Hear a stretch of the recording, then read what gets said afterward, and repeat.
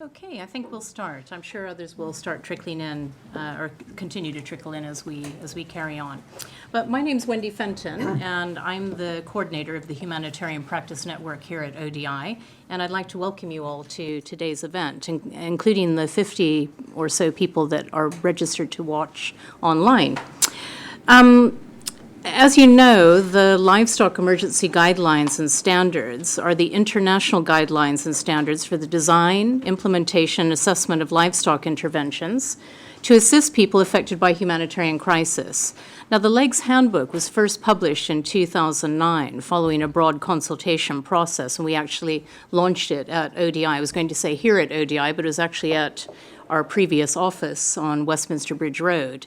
But we had the launch there in 2009, and so we're happy to be able to host the launch of the revised edition here today.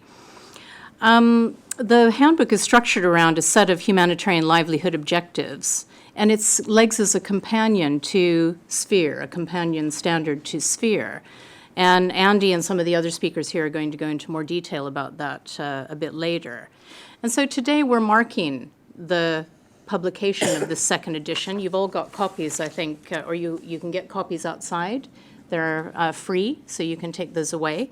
Practical Action has also very kindly offered a 10% discount on both print and e-copies of the book through the end of February if you go on their website, and there's a code there that you can use. And before I introduce the speakers, could I ask that you turn your phones on to silent? Feel free to tweet. The hashtag is LEGS Handbook. And just hold your thoughts and questions for the Q&A discussion. I'm going to introduce the speakers, then we're going to have a series of talks and presentations, and then we'll open up the room to your questions and comments. I want to start with Andy, who is on my immediate left. Andy Catley is the research director for policy process at the Feinstein International Center at Tufts University, and he's the chair of the LEGS steering group. Prior to joining Feinstein, Andy worked on community-based relief and development programs in the Horn of Africa, which is where I first met him, and carried out research on the use of participatory epidemiology with pastoralist communities. On my far right is Emma Jowett, who's worked as a training specialist in the humanitarian sector for 20 years. And she's developed a whole range of capacity building events, trainings on topics ranging from SPHERE, training of trainers, cluster coordination, the LEGS standards, and emergency market mapping analysis, otherwise known as EMMA. And then on my far left is Philippe Ankers, who is the Senior Animal Production Officer and the Chief of the Livestock Production Systems Branch, that's a mouthful, otherwise known as AGAS at FAO. And he was formerly the Executive Director of Vétérinaires Sans Frontières, Switzerland. He's had 15 years of professional experience in emergency and livestock development programs in both West and East Africa, which is where I met him also. And he's also worked in Asia, the Caribbean, and the Caucasus. And then finally, last but not least, on my immediate right is Tim Waits. And Tim is a senior livelihoods and disaster resilience advisor in DFID's Conflict, Humanitarian, and Security Department, also a mouthful, otherwise known as CHASE. and Tim's background is in food security and addressing risk and vulnerability of the poorest rural populations in low-income countries. Prior to joining DFID, Tim worked for VSO in Sierra Leone, and then for Oxfam in North and South Sudan, Ethiopia, and the Horn of Africa, and also as a secondee to the EC delegation in Ethiopia. I'm going to start off with Andy, and Andy's going to give us a very brief history of LEGS, and then highlight some of the key differences in the new edition, and how and why these came about. So Andy? Thank you, Wendy. Good afternoon, everyone. Perhaps just to start off with, I'd like to thank everyone for coming. I know some of you have travelled a long way. In some cases, a heroic distance, I think, to get here today. And perhaps amongst you, who is actually already fairly familiar with LEGS or knows something about it? Could I just have a quick show of hands? Okay, so about 2/3 of you. Okay. I'll give you a quick overview of the history of LEGS, where it came from, what it's achieved, and then I'll just highlight some of the main differences in the second edition of LEGS relative to the first edition.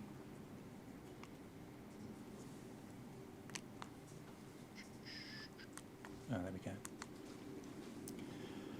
Well, LEGS actually has quite a long history. It started back in 2004 with a small workshop where practitioners from mainly humanitarian agencies came together to discuss experiences of livestock programming in emergencies. And most of the people at that workshop had long-term experience of livestock programming during drought, particularly in the Horn of Africa, and also in complex emergencies in places like South Sudan, Somalia and DRC. And one of the findings of that event really was that there was very mixed thinking and programming and action in terms of livestock projects in emergencies, in common, of course, with other types of humanitarian action. And there was a recognised need to try and develop some kind of reference point to guide better quality programming. And that really was the start of LEGS. It took us a couple of years to get some funding to move the process forwards, and in 2006 we set up a steering group of different agencies interested in livestock in emergencies. We had FAO on the steering group, ICRC, the African Union, and VSF representing the NGO sector, if you like, as well as Tufts University. And that steering group really laid out, if you like, the structure of LEGS, what it was going to cover, what it wasn't going to cover, and set about the task of trying to review and synthesize evidence of good practice in livestock projects in emergencies. And that process, along with a fairly broad consultation of individuals, organisations involved in livestock programming, led to the first edition of LEGS in 2009. Okay. And then really since then there was a kind of a mushrooming, if you like, of activity around LEGS. There was a whole raft of translations and publishing activities. LEGS has been published into 5 languages. We've sold about 10,000 copies of the hard copy of the first edition. Okay.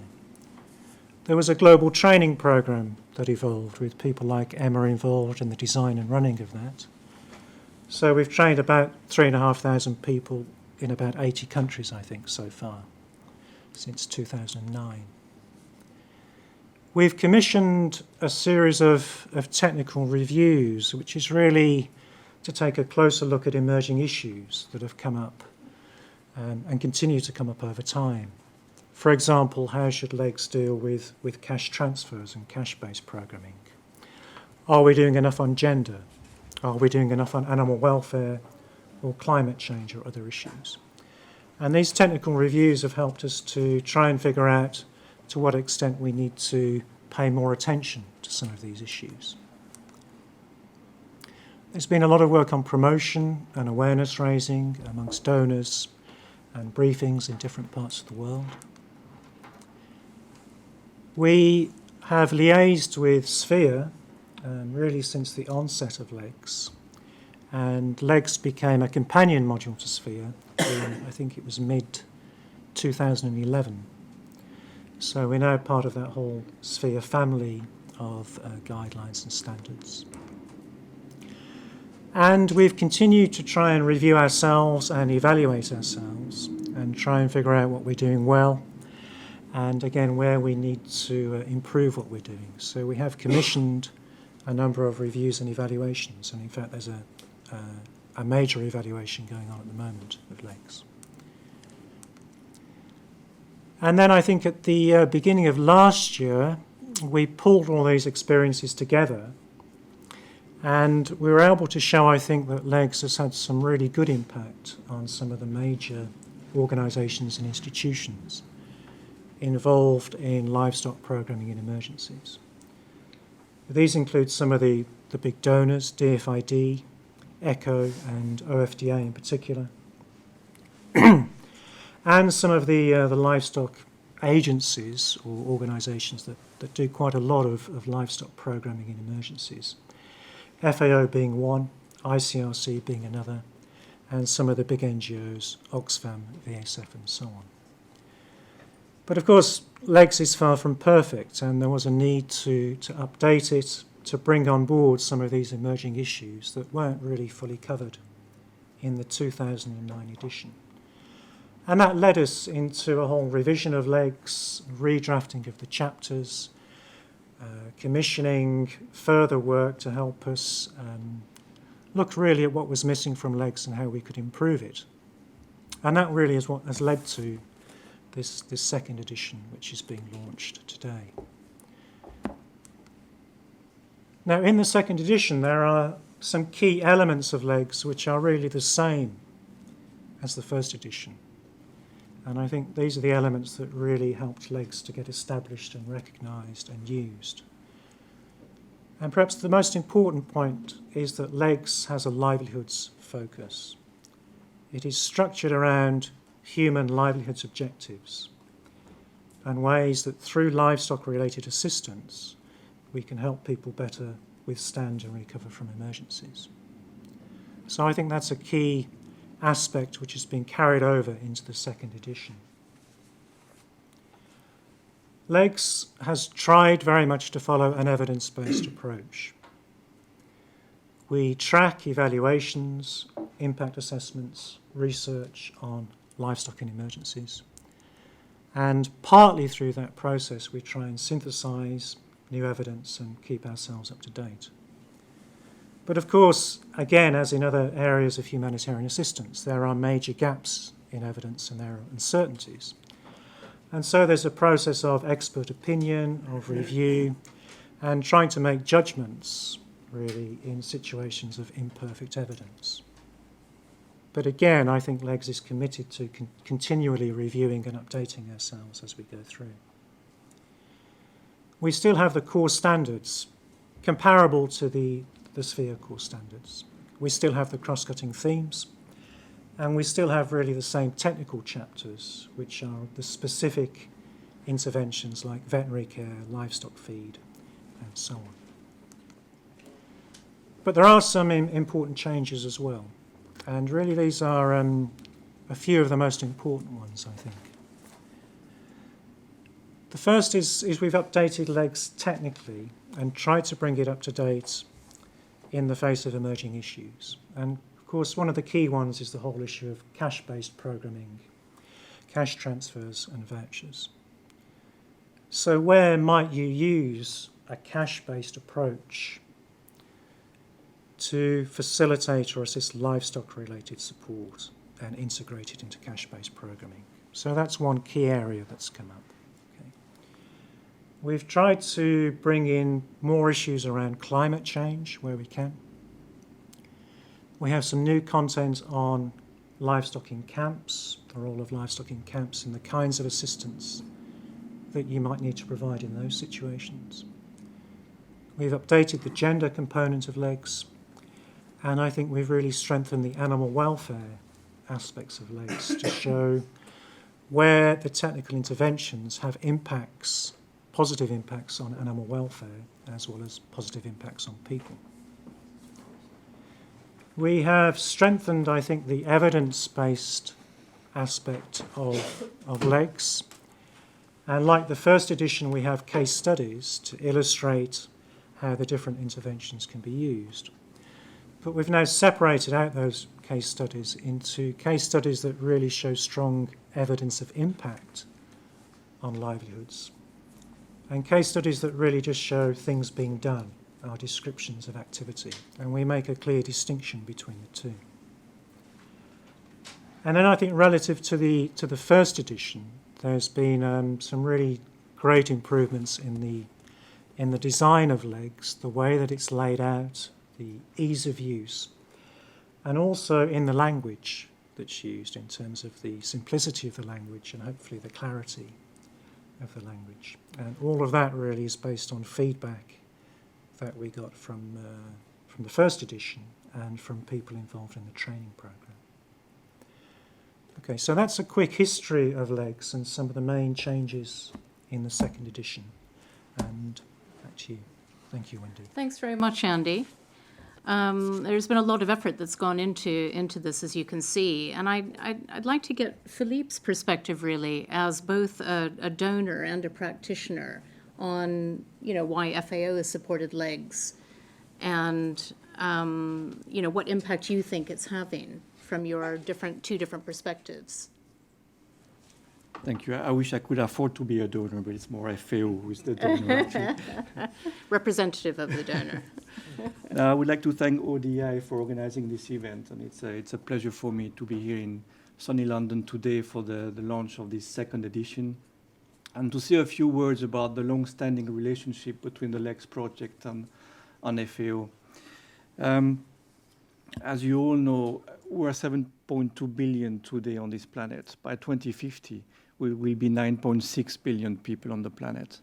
And this, combined with the fact that urbanization is growing, the fact that the purchasing power is increasing in many developing and in transition countries, means that the demand for livestock products is growing very, very quickly and will continue to grow very, very quickly over the next, in the foreseeable future. And that also means that the livestock sector is one of the fastest growing subsector within the agricultural sector, again, for the years to come. Now, there are very different production systems, livestock production systems. There are also many different demands and expectations that we put on the livestock sector. And to be honest, it has been difficult for public policy to really come up with a comprehensive approach on the livestock sector. And there are many views of where the livestock sector should be going. But there are a few things that are clear. Today, there are still 800 million people who suffer from chronic malnutrition on the planet. And despite the fact that we've reduced poverty by 1/2, this was one of the Millennium Development Goal, there are still over 1 billion people who live in extreme poverty on the planet. And actually, many of these people depend in one way or another from livestock and livestock production. Livestock is a very important source of income for many vulnerable people, and it's also very valuable in the sense that with the money they would generate, they can actually improve their diet. But livestock is more than that as well, in the sense I was attending a presentation on Friday by a nutrition specialist at FAO in Rome, and there are a few facts that he presented that I would want to share with you. The first one is that for a child needs 2 to 3 times more proteins per body mass unit than we need as adults. He also explained that today there are still 170 million children less than 5 years old who are stunted. And he was explaining that the linear growth is directly correlated with the capacity of children to learn, with their cognitive performance, and also to their capacity of dealing with diseases, their immunity, level of immunity. So he was making that very strong link between growth and immunity and capacity to learn. He made it very clear that in limited quantities, animal source food was essential for development, whether it's meat, eggs, or milk, and so on. There's one fact that he said that I found quite interesting. Today, society invests 100 times more in the last 1,000 days of people than they do on the first 1,000 days of people. So the investments we made for nutrition of children is really, really limited, despite the fact that the nutrition of children up to 3 years old will have a huge impact on countries' economies, actually. And I want to see the LEGS Handbook as a contribution investment for this first 1,000 days, because it will allow some children in vulnerable communities to have better access to livestock products. FAO and emergencies. FAO has 3 main global goals. The first one is related to the elimination of food insecurity. The second one is related to the reduction of rural poverty. And the third one is about better managing resources, producing more with less. But FAO also has a quite important portfolio of activities related to response to emergencies. This is the building of FAO in Rome here on the slide. And actually, the volume of activities has increased over the last 20 years. In 1990, it was about $160 million invested every year in emergency response interventions. Last year, it was about $400 million that went into such operations. And if you look today at the website of our Emergency and Rehabilitation Division, this is what you will see. The first one is in terms of news. You know, small-scale livestock keepers in Syria receive emergency support from FAO. So the work is directed on livestock. What's happening is that with the deepening crisis in Syria, the veterinary services have collapsed. They cannot provide services anymore. And for the many people who depend on livestock in Syria, they have already lost a lot of assets. There's a strong inflation. The Syrian pound is depreciating very quickly. They just cannot afford to pay for veterinary services.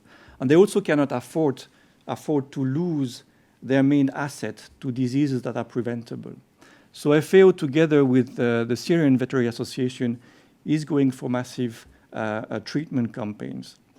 It's about 4 million animals that are targeted this year. And these 4 million animals belong to about 75,000 households in the country. Now, to take that type of decision, what do you go for? Vaccination, deworming? Is it better to distribute feed, which was also done in Syria? How do you go about it? How do you monitor the impact of what you're doing? All this is the type of information that you will find in LEGS Handbook. And it has proven to be a very useful tool for our people on the ground. The second news that you will find there is related to the Ebola crisis. Ebola acting quickly and effectively for agriculture and food security in Guinea. Now, we're not in a standard disaster situation in a way that it's not a natural disaster, if we want, but we're in something which is similar to what we call a slow onset emergencies, where there was an assessment done just last month of the impact of the crisis on the agriculture. And most of people interviewed explained that they had to reduce the number of meals they are taking every day because the markets have been disrupted. Potential for income has also gone down. Small shops have been closing and so on because there is a fear of moving, there is a fear of contacting people and so on. So the disease, Ebola, had a huge impact on agriculture. And there is a very strong interest, again, in the livestock sector because there's nothing proven, but obviously consumption of bushmeat increases the risk of such diseases. And the government is keen to develop small-scale production of poultry, of small ruminants and so on, so that people can access proteins without having to go for bushmeat. It's a bit more complicated than that, but there's potential to do something there. And again, a tool like LEGS, where you can do your proper assessment of what is in place, what is required, what type of distribution you want to go for. Do you go for distribution? Do you go for cash transfer, as Andy was just saying? These are the type of decisions that need to be taken carefully, and LEGS can be helpful for that. Quickly, a third example, farmers in Malawi need urgent help after heavy flooding. Malawi is prone to droughts and floods, and you don't always see that in the news these days, but the rains have been particularly heavy this year, and some rivers have flooded fields and so on. And people in Malawi also depend quite a lot on livestock for their livelihoods. Today you have over 100,000 households that actually lost their assets. Many are on the road, moving because of the floods. And many of them are or were dependent on livestock. Again, what do you go for if you're involved in emergency response? Will you provide animals again? Will you go for veterinary support? Because when you have floods, you have an increased risk of transboundary animal diseases. Will you go for feed distribution, shelter? Again, LEGS can provide this type of or is a tool that can provide the information that you need to take such decisions. I could go on and on with examples from Somalia, Sudan, Central African Republic, where livestock is playing a very important role in the crisis. So FAO has had a long-standing relationship with LEGS. FAO staff has been involved in the steering group that Andy mentioned a bit earlier for many years. FAO has been supporting also the trainings that were organized in the field. Not all of them, but some of them has been providing support in organizing these trainings in different countries where which are more prone to natural disasters. Well,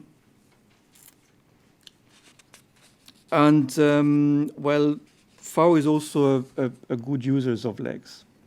There are 30 people who've been trained as trainers on LEGS within FAO, and there are many more people in some of the country offices that have received training on LEGS. So they have the information, they have the handbooks, they know how to use it, and whenever there is a need, they can apply the ideas and the principles that are proposed in LEGS handbook.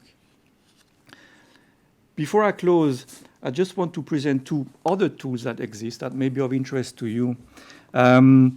There's this one called Good Emergency Management Practices, the Essential, and these are mainly for veterinary authorities. If you have an outbreak of a disease, transboundary animal disease, that may affect a large portion of the population, it may have a very important economic impact. These are guidelines that will allow the vet services to take the right decisions, how to respond to such an outbreak, what to put in place to reduce the impact, and so on. The other tool I wanted to mention is this one, published by our colleagues from the fisheries departments. Now, fisher folks are quite prone to disaster as well. They live in areas where you can have floods, storms, and so on. And there were no guidelines on how to respond to such disaster. The gap has been filled. The book is called Fisheries and Aquaculture Emergency Response Guidance. And actually, they based the process of developing this book on the training that goes with it on LEGS. Thank you.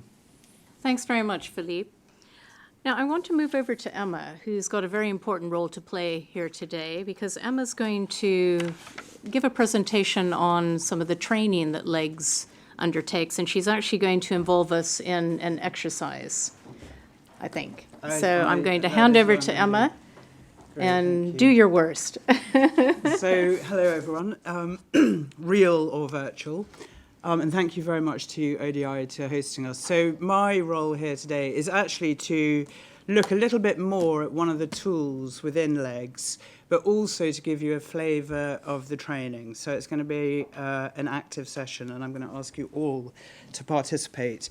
And I do want to comment on one thing, that I think this is the first time that women outnumber men at a LEGS meeting, so that's fantastic. And you're all very welcome. Okay, so what I want to highlight is you will see on this picture that this is a picture of an actual PRIM, which is a participatory response identification matrix.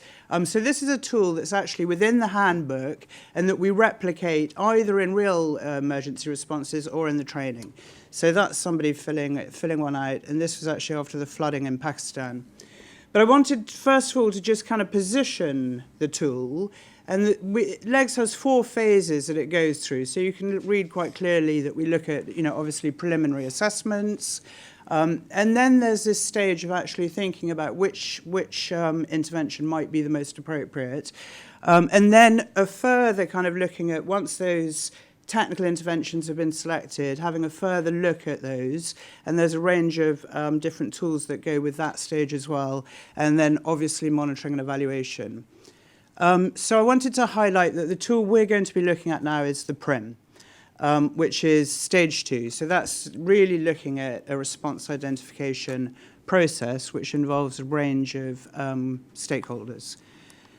So what is it? It is a tool that uses preliminary findings from different assessments, baseline information, and so on, and uses that information to then facilitate discussions with different stakeholders. And the point of it, basically, is to come up with the most appropriate and feasible interventions, livestock-based livelihood interventions.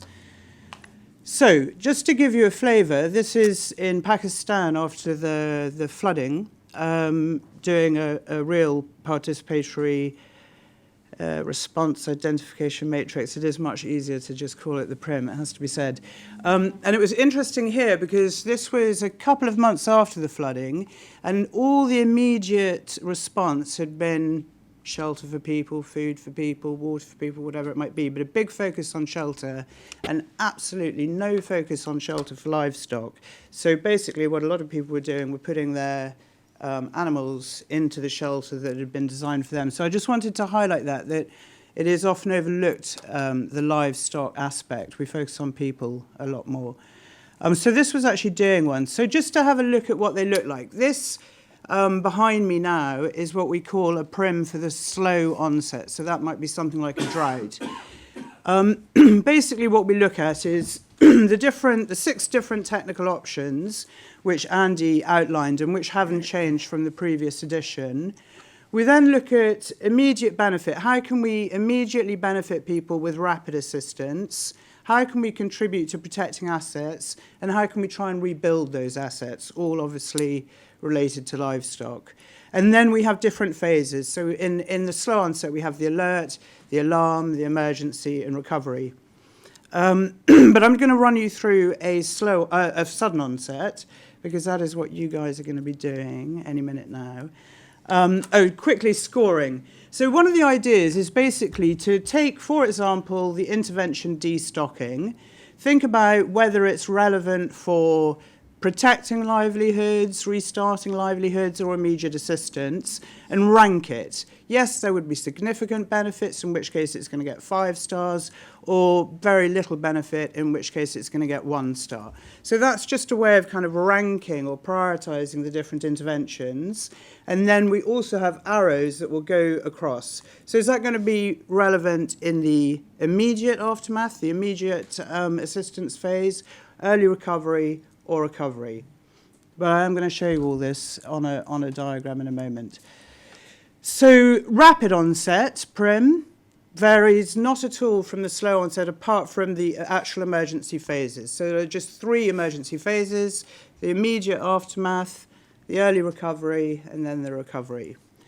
And this is an example. So this is an example of one that was filled out following an earthquake in Asia. So destocking was basically voted not appropriate. And bear in mind that this is a process that's gone through with a range of different people in a room over a period of time, normally often up to a day to do this process. Veterinary services, well, you can see how those were ranked. And then looking at, yes, those would have been relevant all the way across through to recovery. Feed, just in the immediate aftermath. Water, just immediate aftermath. Shelter, through to recovery.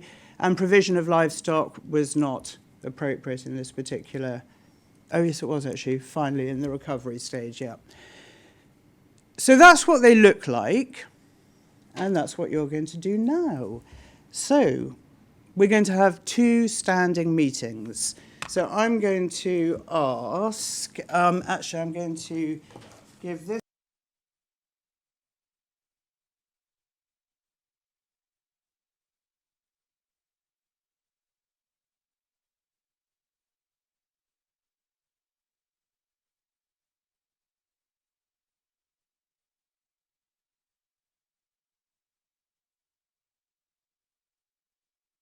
I'm going to split it off. Some of you are going to come this way, and some of you are going to go that way. So if you'd like to go with that group, and Catley, you're going to come with this group, and then I'm going to hand out your roles.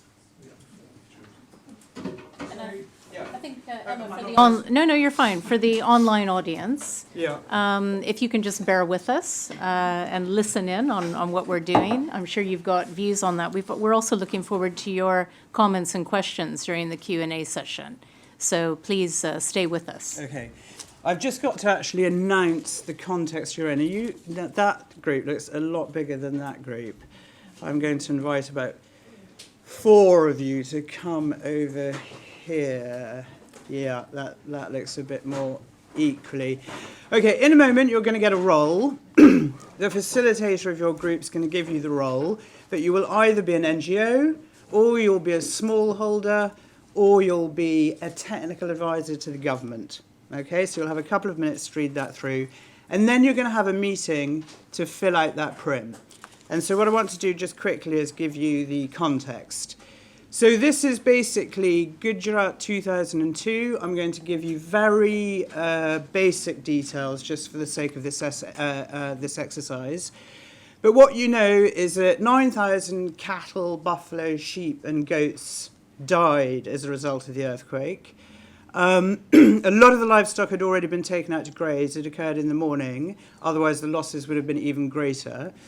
And animals have been left to find feed and water, basically because most of the humanitarian assistance has so far been focusing on people and not animals. So they're just sort of wandering around. And that has been compounded by the fact that there's been a drought. There was a drought for 2 years before this earthquake. So obviously there's a lack of forage and pasture. And then finally, the earthquake has caused the collapse of many water tanks and veterinary buildings. So there you go. Sorry picture. Okay.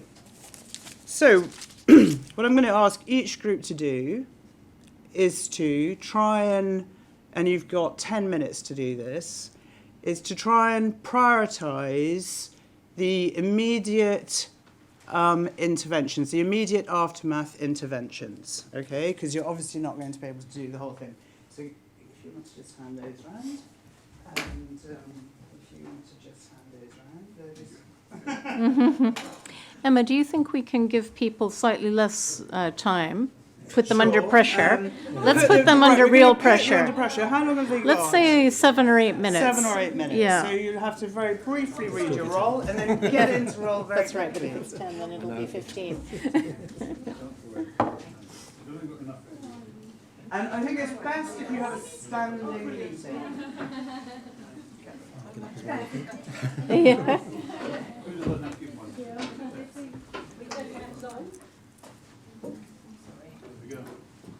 And we hope our online audience will be doing this exercise virtually.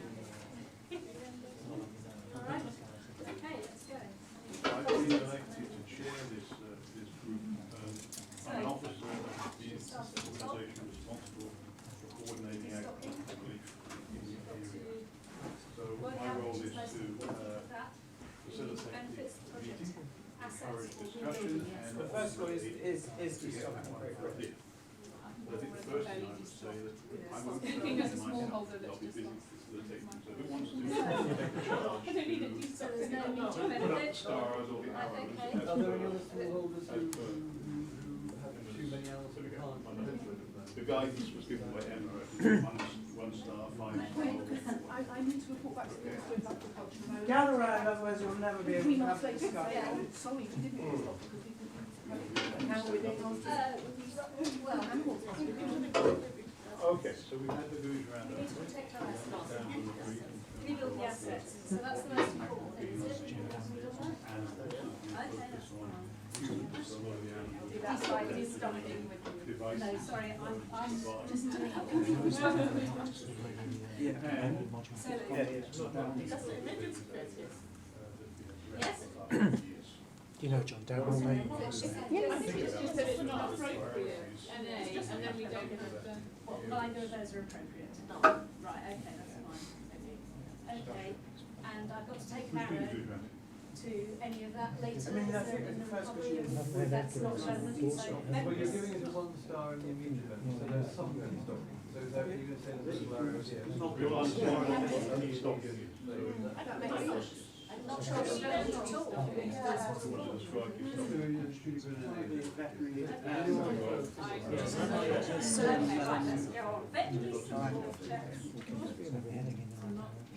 Immediate benefits of veterinary support. Now, veterinary support. Don't forget your role in it. One star here. So who's the local veterinary officer? Are any of you? Food. So that's immediate benefit is food. Yeah, they're all The question is, there is appears to be one veterinary support. Yes, yes, I'm supposed to put loads of stars in. And then it's put down 5 stars. Is that how this is supposed to be? Yes, yeah, Okay. Okay, so there's no Provision of livestock is It's not interesting not what immediate. Tim was saying at lunch. He said LEGS is basically ahead of the game. It's also Have you ever looked at any of the other companions? here. Especially in a massive, all the water. So we've got the animals. You know, if you're talking about Humanitarian animals, I don't talk about getting water, like, if you're going to put some money in. I think shelter would be less of a... Would veterinary support be immediate benefit? What's available? And there might be some more... Because of the dams already there, water is available, so it's just a matter of harnessing the water. There might be some more aftershock things. Okay, so if we do talking about that immediate aftereffect, and do we want to keep going with that? So my arrow goes right the way across. Should we be also thinking that if we're going to be rebuilding the water, then we need to be thinking, given that Gujarat is a drought area and it's also an earthquake zone. So that's where the arrow everything that we do rebuild is a bit more sort of, resilient. So it's designed to be, it's not So I go all the way through. Yeah. So we're kind of looking at being able to rebuild the assets as a Ah, second, water, and then there's the rebuilding of the assets. So we'll, so there'll be stars in there. I think we have to. It's like two tables in But one. remember, That's how it's the been livelihood drought objectives situation, are so those that that we are asked if to it's perform immediately quantitatively with stars. probably And then the time frame, which are phases of the emergency on the Yeah. right side of the table. financial. That's right. So that arrow would be yes. And then the And stars also in protecting yes. assets. Okay, so how many stars are you protecting your assets? So, well, I mean, I guess we have to discuss it for each category. Yes. And again, So for the water immediately, I'm guessing and the phases maybe 14, even from the beginning all the way. 2 more minutes. immediately, and then in the rebuild, is what was discussed earlier. I would go like 5 or 4. Okay, we've got 2 minutes for the water shelter and we'll do But that. we're meant to have. Oh, that's a new symbol.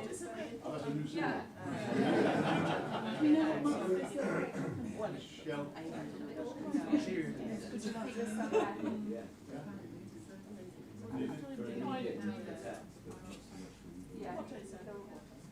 should we be thinking? But it is a much because it's an outbreak of which is affecting. So I do think that though there is presence of water, it is not available for you. So I do think it should go through like as we've done already. Right. But then on the fees, when it comes to first two, protection, and not so much of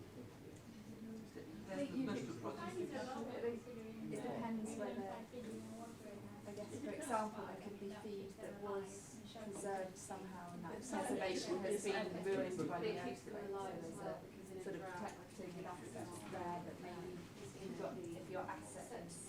Okay, let's wrap it up. I know you're probably engrossed. Okay, if you want to take your seats again.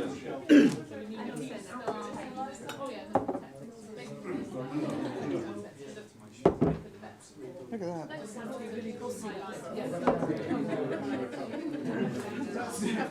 Okay, right, we're going to take our seats again.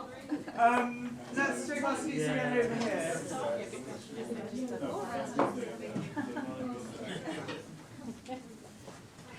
Generating a lot of discussion.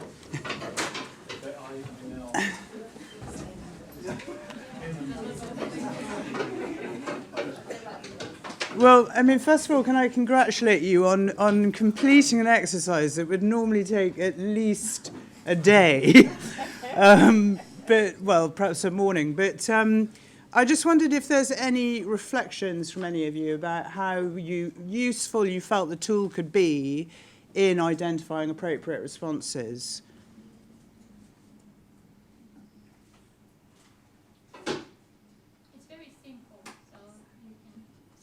It's very simple, so you can easily imagine, groups of people getting together, different stakeholders, and it's not straightforward, but the tool itself is simple to use.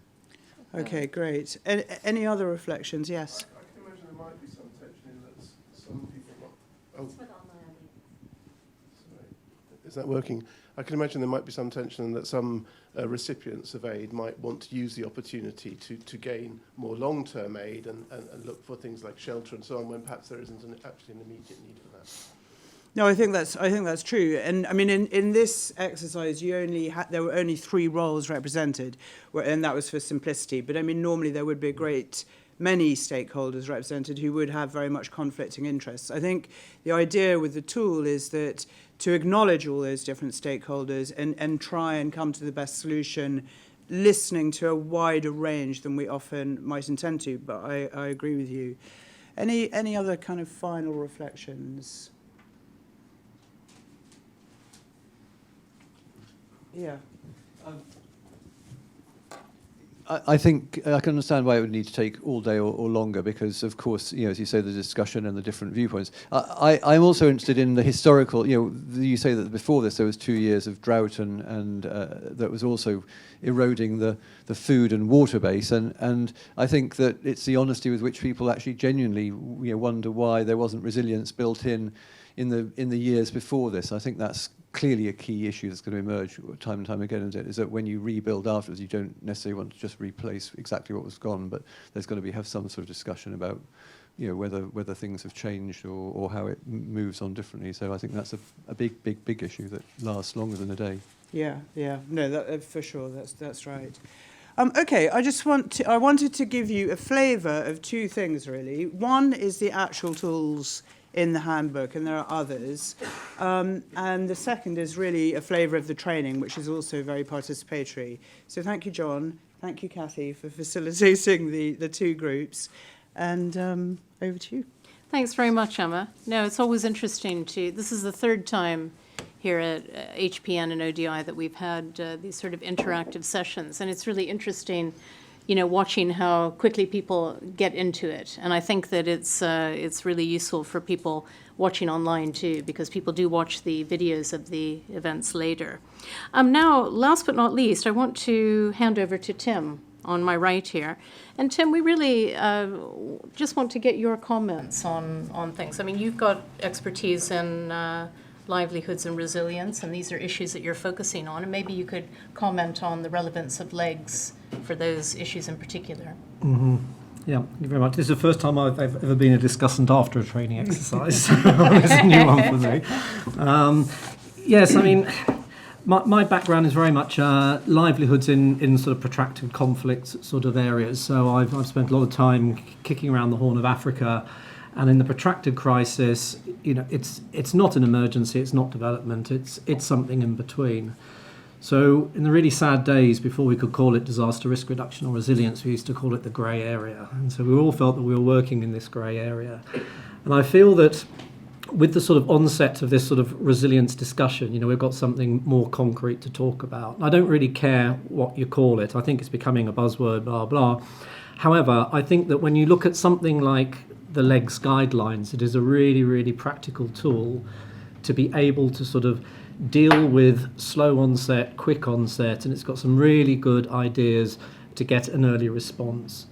And on the back of the 2011 drought in the Horn, we decided to do a modelling, an economic modelling of value for money, of a late response versus an early response versus building resilience.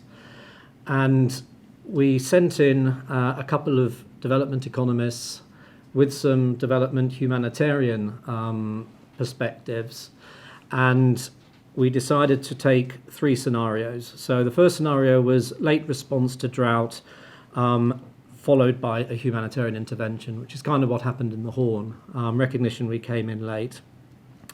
early response to protect livelihoods and survival. And we did this in Kenya, in Wajir, around commercial destocking, which is very much a part of the LEGS Handbook. And we did it around destocking with improved animal conditions. So putting in early feeding, putting in water, putting in shelter response. So I think it was luck and judgment. Andy Catley was one of the peer reviewers of the final report and the findings, and did a lot of helpful work in sort of pinning it against this sort of chart here. And the final one we did, which was probably to a certain extent the greatest leap of faith, was investing in resilience, so that communities could actually cope better with these shocks and stresses when they came. So the sort of thing that you're talking to, what has been going on for the 3 years before the drought hit, and how can we model that counterfactual to work out what to do in the future. Now, Wajir has a population of 370,000 people, so we had a sort of captured population there, and we used the household economy approach to get a sort of bottom-up model of the 4 scenarios, looking very much at people's livelihoods, how they get their assets, how they protect their assets. The findings were pretty remarkable, and at every single point, when we were doing the economic modelling, we took kind of the worst case scenario. So we never went for the best, we defaulted to the worst. So the figures that we found could actually be better if we weren't so sort of risk averse ourselves. And we put this whole, the whole model, the whole methodology, the whole findings of the report, went past Stefan Durkin, who is our chief economist, and he knows Ethiopia, but he has a pretty sharp economic mind, and we were kind of putting the DFID label to it. So it went through a lot of different, sort of sieves and retakes. Through commercial stocking, with an early response, we found that over 20 years you could save $250 million in humanitarian aid and cattle losses just in the Wajir area. With measures to improve animal conditions, so putting in other responses as well, supplementary feeding, vet services, water, the saving could be as much as nearly $400 million over 20 years. And this isn't only money either. This is about sort of saving livelihoods, so people haven't lost their animals, either drop out, never get them back again, but continue in their sort of livelihood mechanism, whatever that is. So the big figure at the end, and this was the biggest this was the biggest ratio compared to any other livelihood sector that we looked at. Every dollar spent on destocking will yield $390 in reduced aid costs and avoided losses of animals. So we felt that the practical is really important. When we're talking to our ministers or Ministry of Finance, if you put those sorts of figures in front of people, the idea is that it is meant to unlock that sort of invest now for the future, which everybody says, but when it comes to sort of money on the table, politicians and development workers to a certain extent are pretty sort of risky. We also found out that one of the problems felt was that we didn't respond early, because if it hadn't have been an emergency, we'd have wasted a lot of money and we'd have looked a bit stupid. In Ethiopia, you can actually have 6 false starts before you lose the benefits of one sort of proper emergency. So you don't go in, with a full fire engine and everything running, but as the drought starts building, you do actions which will benefit should the emergency happen, but don't cost a lot of money should it go away again. So we've been working around this, and this particular study is one of our most popular, I think. Other donors pick it up because they can talk to their ministers on it. So that's just something around the sort of benefits that something as practical as LEGS can do, in a humanitarian response. The second thing I work on in DFID is cash transfers in humanitarian response, and we're pushing out quite a bit on this, and we've got a lot of work looking at value for money of cash transfers versus vouchers versus food versus shelter as well. Similar sort of findings. We're also working with ODI, setting up a cash panel to have a look at the sort of blockers and potential accelerators of actually scaling up cash. So having cash as one of your more or less default mechanisms amongst the other ones. Cash is something which isn't particularly in the clusters at the moment. people do tend to sort of resort to seeds and tools, vaccinations, which can be very appropriate, food aid response. But we want to get cash as a sort of equal option modality for this. It's really good to see on page 63, 64, 65, and then sort of nicely sprinkled throughout the document, because it is a cross-cutter, that there is mention of cash transfers, maybe a more appropriate way of restocking than actually physically giving animals, if there are animals that can be brought into the area. And evidence shows that it can build market systems. So that's just some of the other stuff which I think LEGS talks to very, very well. Thanks very much, Tim. We've got about 30 minutes now, and rather than trying to sum up those interesting presentations, which I'm sure you were all listening carefully to, I'd rather open the floor to you in the audience here and online for questions and comments, observations. Maybe those of you who have been using LEGS fairly intensively have something to say about either that experience or what you expect from the second edition. So the floor is now open.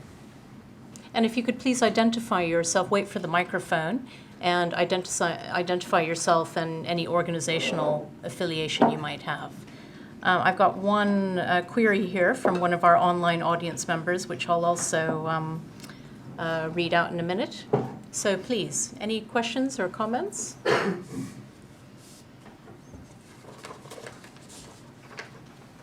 Hello, I'm Clara Saville, Senior Veterinary Advisor at the Brook, and I just had a quick question for Andy about how you cope with, in the immediate aftermath, providing immediate veterinary relief and services for sick animals, but not competing with infrastructure that might be already there, as in sort of building up a sustainable health infrastructure. I know you've talked about voucher schemes, but what options do you have if there is no healthcare infrastructure left, or very little, such as the Syrian example? Okay, thank you. I'm going to take 2 or 3 questions and then refer them to the panel. Anyone else? Yes, just behind. Hello, I'm Frances Kimmins from the International Rescue Committee.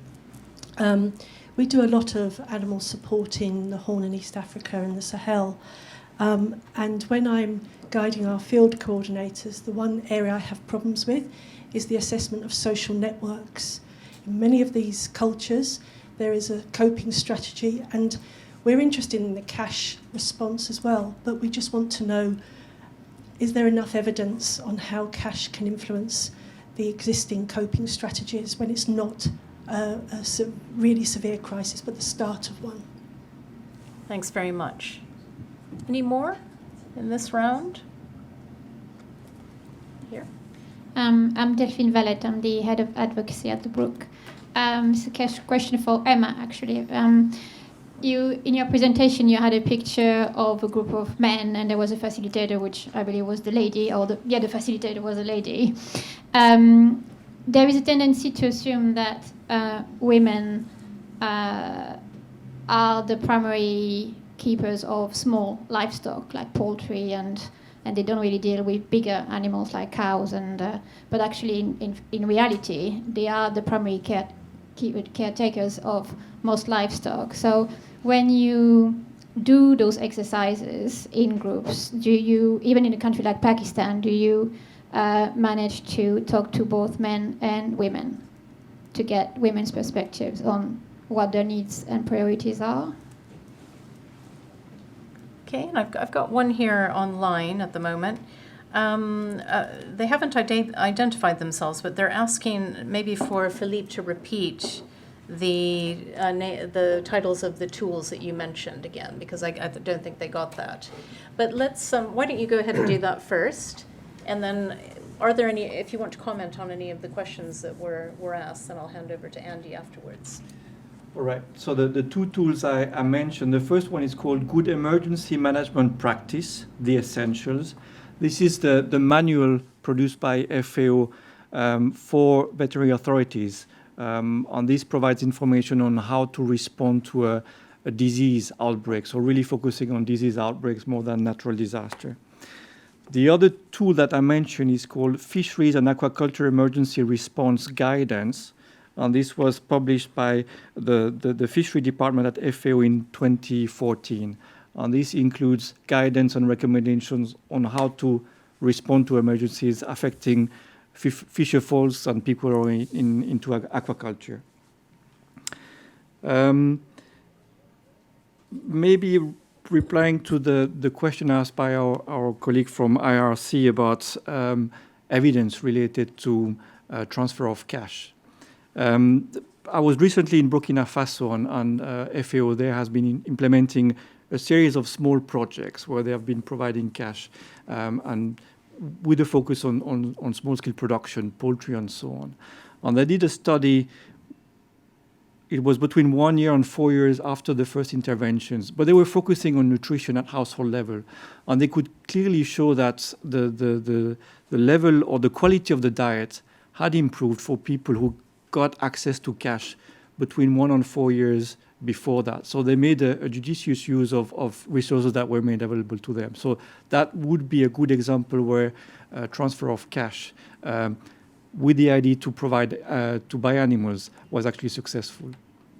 And I think the second part of your question was around the social networks or the impact of providing cash on the way those networks function. Was that what you were getting at? Okay. In societies, there is a transfer of assets from wealthier households to poorer households, and sometimes a crisis breaks that down. It's one of the best times not to disrupt. Yes. So I don't know, Philippe, if you want to comment on that or if someone else would. I can have a go at that. Yeah, Tim? I don't have the answer, but I do know that Mercy Corps have been doing quite a lot of work around social networks and resilience, and there's quite a strong story of social cohesion and the sort of sharing that goes on that can act as a buffer to shocks and stresses. They've done a paper in Somalia, and I think they're doing something in Zimbabwe at the moment as well. Relating to actual cash and influencing current coping strategies, I think you said, I would always line up cash against what other effects would other transfers have. And there isn't strong evidence in a lot of areas around cash, but there is an understanding, and I think it's from sort of evidence coming from smaller programs that we're trying to put together, but that on a wide scale not. I think cash is what's the word? Cash as a transfer can then go to buying and selling different things. So it can have a broader sort of economic multiplier in societies. Food, you either eat it or you sell it to get cash to do something else. And people's behaviour is that often they sell part of these transfers to get cash in the first place. So we're just sort of cutting out the middleman, really. I suppose maybe the other issue to consider is what impact cash versus in-kind assistance has on power relations within those networks and reciprocity that's built into those, which I think may be part of your the question that you're asking. Emma, do you want to answer the question on training and any others? And I'll go then to Andy. I mean, again, I can't give a definitive answer. All I can say is that LEGS we have actively tried to get more women involved. And in fact, that event that you saw in Pakistan, we had probably about 20 men and about 8 women. But I have to say that the women made up for the 20 men. I mean, they were extremely feisty. And then in terms of a kind of advice and approach, in the core standards, in the assessment, how to build an assessment team that might be able to access both men and women. There's advice in there, but it is something that we're very aware of, and that's why I was so happy to see so many women here. But women do tend to be not considered so, and even if they are the primary livestock keepers, it's still the men who kind of turn up. So yeah, it is a difficulty. Andy, you had a question directed at you. Veterinary services. I think a very important part of a livelihoods approach and livelihoods programming is, as far as possible, to work with and strengthen services and systems and markets and so on that were there before an emergency, as a way of encouraging really those systems to come up again in the aftermath. And that's really, I think, a critical part of LEGS in relation to livestock services. And in the specific case of veterinary interventions, it tries to move organisations away from a situation where they automatically put in their own technical staff, veterinarians, perhaps largely expatriate veterinarians, into a situation on the assumption that there's nothing there. And part of that, of course, relates to infrastructure. You know, you can see destruction of infrastructure, veterinary infrastructure and so on. But of course, infrastructure doesn't deliver veterinary care, people deliver veterinary care. And veterinarians, paraveterinarians can be there in communities, perhaps partially hidden if you like, but unless you go in and ask the right questions and have the right attitude, you'll never really uncover what the resource is on the ground as you're designing your intervention. So I think what LEGS says is that as far as possible, it's much better to work with those existing resources and people on the ground and try and find them in your initial assessment and work out what their capacities are and what their experiences are, rather than go for this automatic response of flying in teams of expatriates, which is really a last resort and, as far as we can gather, is pretty inefficient in terms of use of money. So that's the approach that LEGS tries to follow. Thank you. Any other questions or comments? Yes.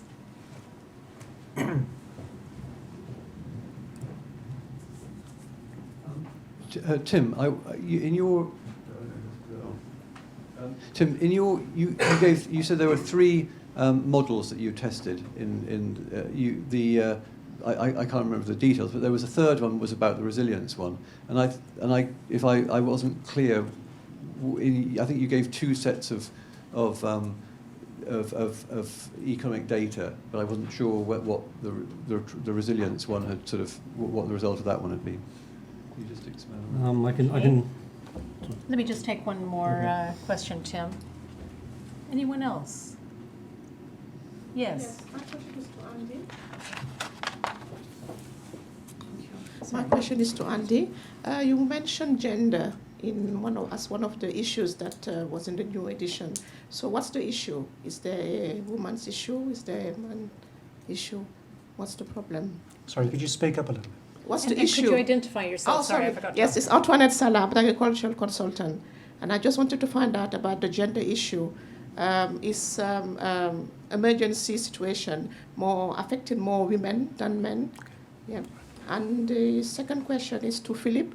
I'm not quite sure, but I know that World Food Program do assist people in emergency for their lives. But what is there another organization that also is responsible for livestock emergencies? And then Tanya over here. Yeah. It's just a general question. But sorry, could you identify yourself? Oh, my name's Susie Arnold. I actually made some videos for LEGS first time round, so I'm really interested to see it growing and strengthening. Yeah. But it's in response to something Philippe mentioned about the recent flooding in Malawi. He said lots of people are on the road now, and I was thinking they're on the road with their animals. Does that mean they've got working animals as well? Does LEGS take them into account as well as production animals? People on the road, who are they on the road with? Yeah. Okay, thank you. I've got one online here, and then I think I'll revert to our panel. This is a question from Terry Wallen, a consultant. And Terry says, I like the flowchart decision process in the last edition. Is that continued in the new edition? All right, so let's see. We started with Philippe last time. So Emma, did you have any comments on any of those questions? Not really. No, I think they were directed at other people. Okay. Thankfully. Tim? Yeah. Okay, the three scenarios were early response, late response. And I think because there was more data on that, you could find out by going around, you could take an estimate of how much the late response cost and we did this in Ethiopia in 2003 when there was a similar big emergency, and we went to the government saying this is how much the emergency cost if we did a safety net program with predictable transfers, sort of seasonally targeted to buffer people so they wouldn't go into an emergency. The counterfactual, the difference in amount would be this, and it was that financial argument that sold it to the government. So we're trying to do something similar, but the target really was to other donors and agencies to respond quicker because it's cheaper. The third one was investment in building resilience of communities, and that was more of a leap of faith really, because you have to go. You can't. You can do a certain amount of that bottom up, but you have to go to national plans. What growth strategies have they got, and so the sort of things that you do to build a community's resilience is less well defined, and less well costed. And that was the bit that we had a lot of difficulty in getting it past our chief economist. But we have made those points within the report. And so the third one was building resilience. And the potential cost savings of not having to go in early or late, but it being compensated, within the community internally. People have, the right structures, the right early warning systems, the places to go to for protection when a typhoon happens. I mean, the potential saving in livelihood destruction and lives saved is pretty astronomical. But to actually, put real sharp evidence in that is quite difficult. So, does that answer your question? Yes, it's something that's yeah. Thanks, Tim. Andy? Yes, on gender, I'll try and say something about that. I think LEGS says various things about gender. One is that during an initial assessment, it's clearly very important to understand the roles of women in owning and managing livestock, and where needed to make a distinction between programming approaches that benefit men versus programming approaches that benefit women. The kind of common example would be in a pastoralist area. It may be if you only talk to the men, they'll say, well, we want assistance for cattle and camels because that's what they prioritise, whereas the women may prefer assistance for sheep and goats. So there's that level of analysis and understanding that needs to be done.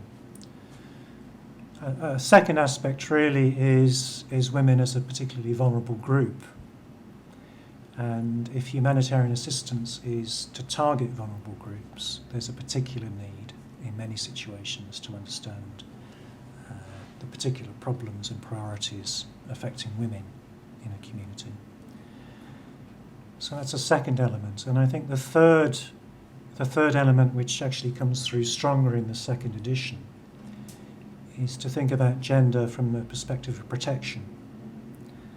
And that certain responses and interventions may be appropriate in some contexts and not others. So, for example, if you had an intervention which involved women having to travel to get water to water their livestock, but that movement put them at risk of violence or abduction or whatever, then clearly that intervention wouldn't be appropriate in that context. So there are different levels of analysis and decision making and information gathering that you have to go through with LEGS, which tries as far as possible to bring in those gender dimensions. Does that answer your question? Great. Philippe? Yeah, we'll go to your second question, which was related to, the question was, who are the stakeholders when it comes to response to disaster, focusing on livestock? And actually there are many. FAO is one of them, but within the UN family, you mentioned the World Food Programme. In some of these programs, they also look at what's happening in the livestock sector as well. UNHCR, they are dealing with camps and so on, so they also have an interest to understand what's happening with animals when people move into camps and so on.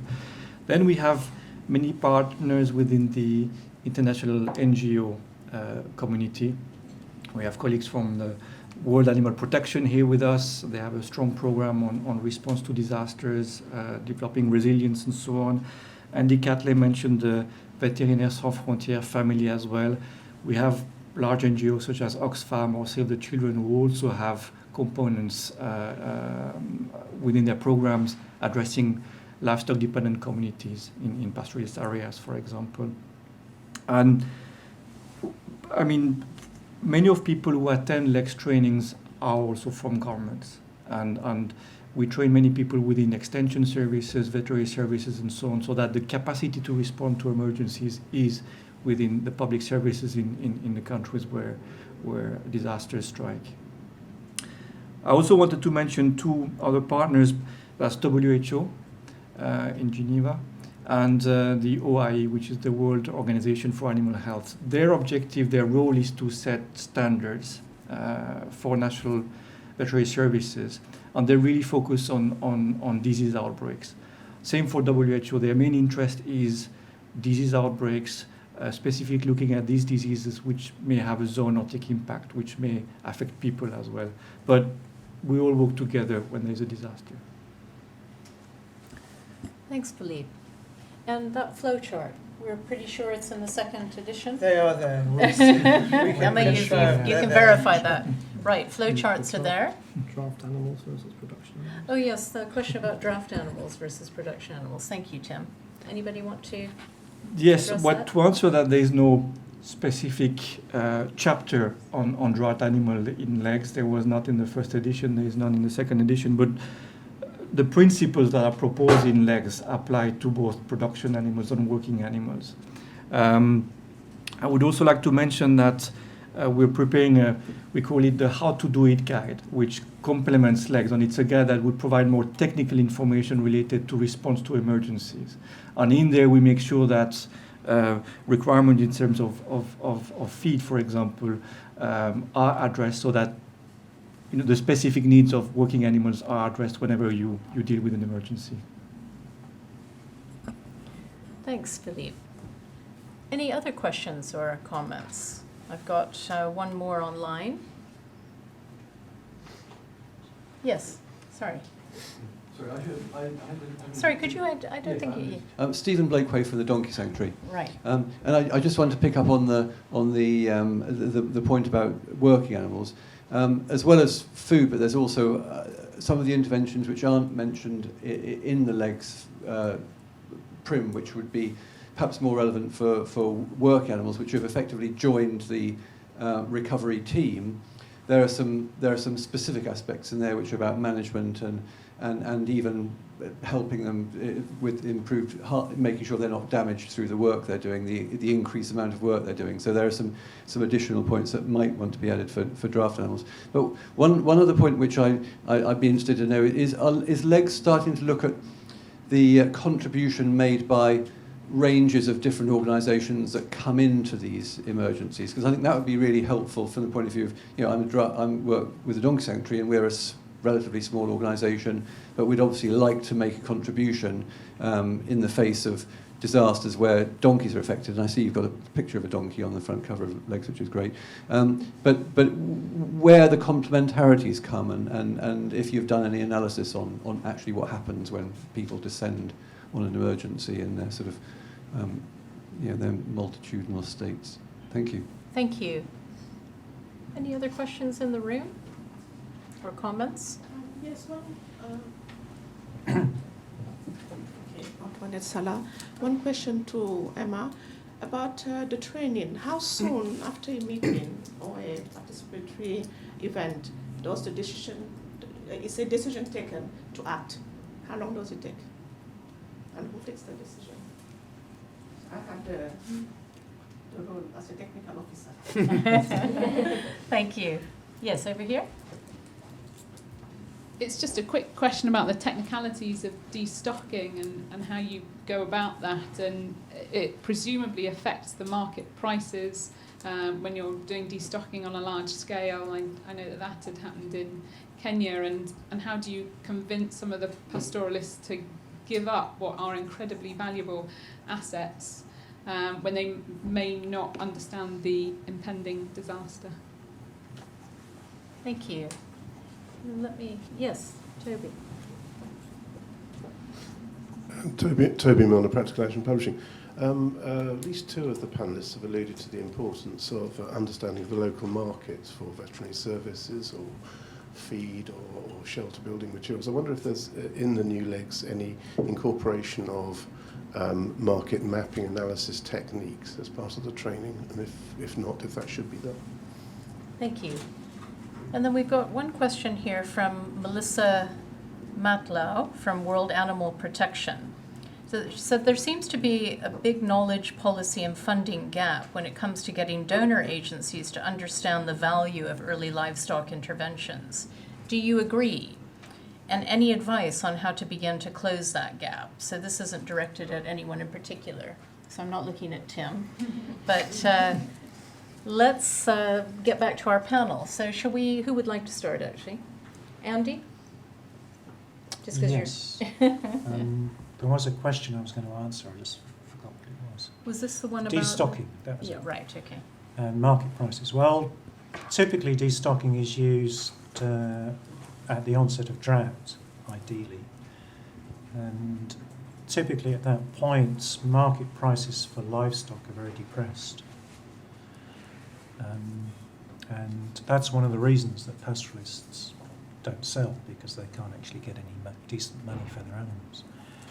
Whereas a destocking project, whether it's commercial destocking or slaughter destocking, usually pays a relatively good price for animals. So it's subsidised yes. by external organisations.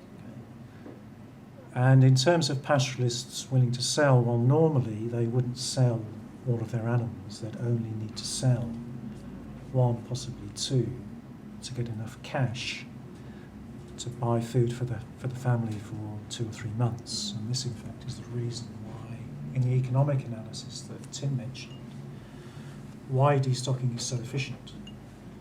Because you can take off a relatively small number of animals, inject a useful amount of cash that allows families to withstand the drought.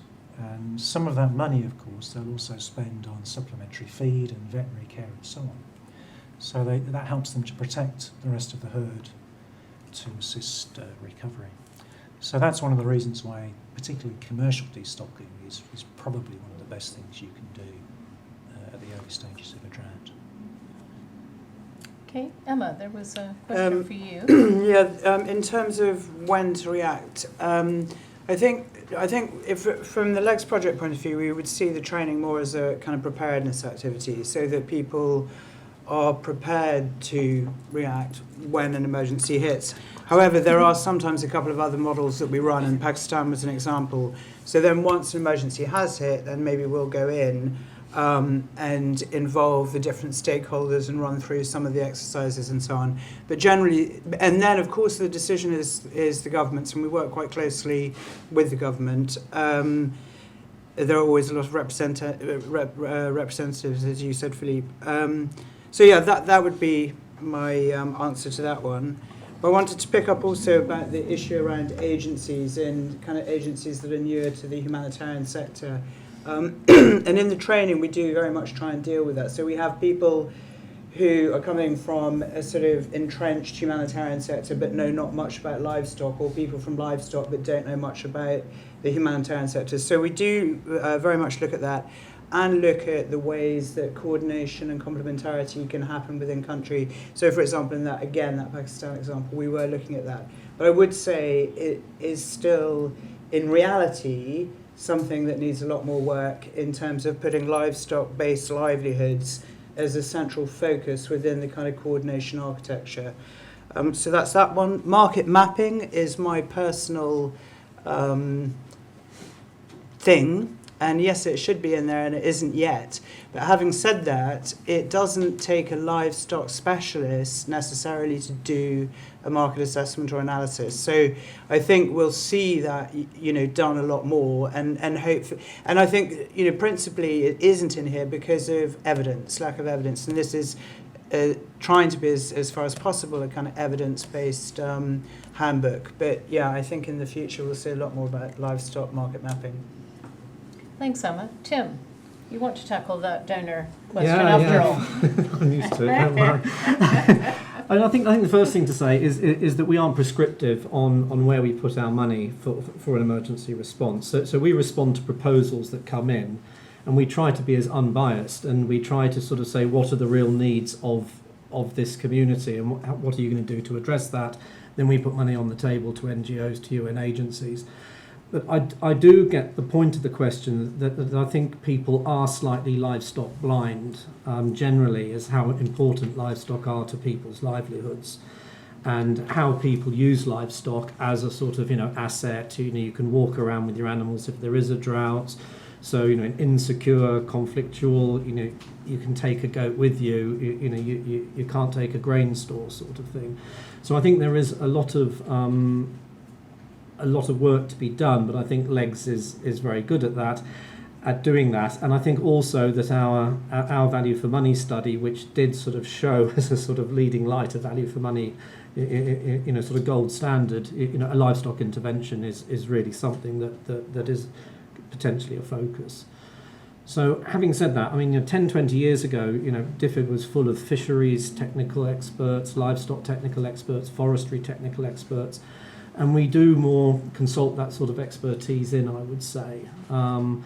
And so we do become more generalist, and we do rely on external, sort of knowledge and expertise to lobby us and to make those points. So I kind of take it, but we're not prescriptive in how we do our emergencies. Thank you for that. Philippe, did you want to respond to any of those? They have all the experts. No, just to complement what Tim was saying about the perception donors may or may not have about the importance of livestock-related interventions during and after emergencies. You touch the mic. Oh, okay.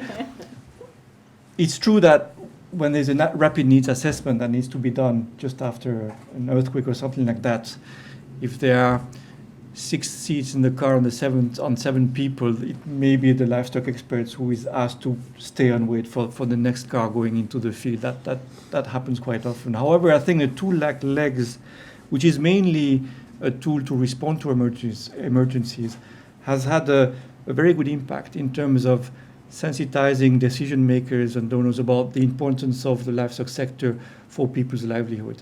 Actually, the development of the tool was supported by major donors, ECHO, GFID. Now it's European Commission is putting quite a lot of money into it. And just by having this dialogue with the donors and discussing the tool and why we want such a tool, it has made some of our financial partners realize the importance of the sector, and that has been very useful in a way. Thank you.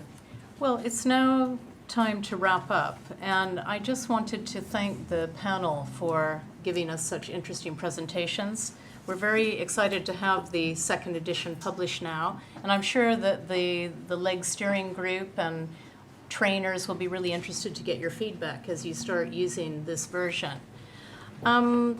I've also have one last comment from David Hadrell, who's a consultant based in Thailand, and he wanted to thank the panel for the excellent presentations, which he said are received loud and clear there. And he's really looking forward to getting his hands on the new edition. So thank you very much, David. And I'd like to thank our online audience for watching and also bearing with us during the exercise. I hope you'll watch it again on video. And thank you again. So we'll end up now. Thanks.